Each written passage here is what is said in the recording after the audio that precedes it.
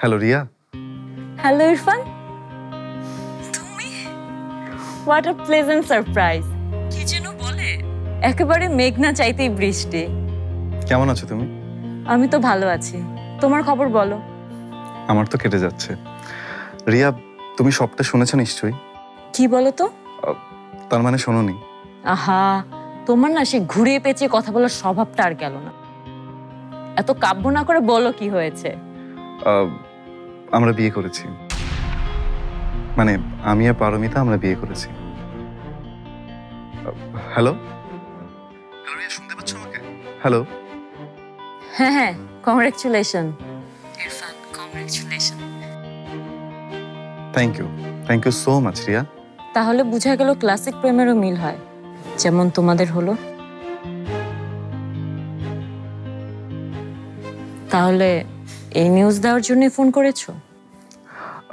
Actually না, আসলে তোমাকে অন্য একটা কথা বলার ছিল, বাট কিভাবে যে কথাটা বলবো বুঝতে পারছি না। কি হয়েছে ইরফান?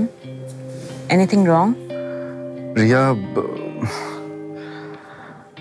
আমার তোমার একটা হেল্প লাগবে। হেল্প? আমার? সিরিয়াস কিছু ইরফান?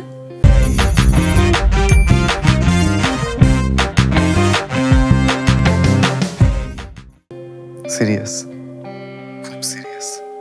আর এর চেয়ে সিরিয়াস কিছু আর হতে পারে না।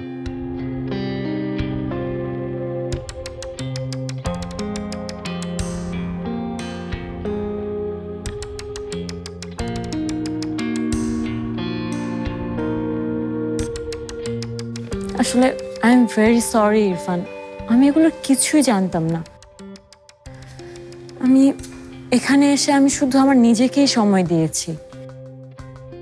ইরফান, তুমি আমাকে হেল্পের কথা বলেছিলে, যদি সত্যি আমি হেল্প করতে পারি তাহলে তাহলে আমার থেকে খুশি কেউ হবে না। তোমার বাবা আর আমার বাবা মিলে যে বিজনেসটা শুরু করতে চেয়েছিল, সেটা যদি আবার শুরু করা যেত, মানে তুমি তো আমাদের ব্যবসার কন্ডিশন জানো কি। আসলে না ইরফান, না, আমার মনে হয় না এটা পসিবল। কারণ পাপা এমনিতেই তোমার উপর রেগে আছে। তারপর আমি আবার কানাডা চলে আসলাম, এটার জন্য পাপা তোমার উপর রাগ। আর আমার মনে হয় না এসব কারণে পাপা এই ডিলে রাজি হবে। এনিওয়ে, আমি রাখছি রিয়া। ইরফান, তুমি যেহেতু বলেছো একটা কিছু তো অন্তত হবেই, অ্যাটলিস্ট আমি তো একটা ট্রাই করবই। হাজার হোক তুমি আমার।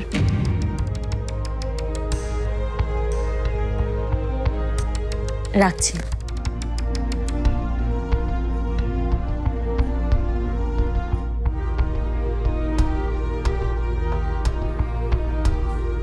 এই পুরো বিষয়টা বাড়িকে একবার জানাতে হবে।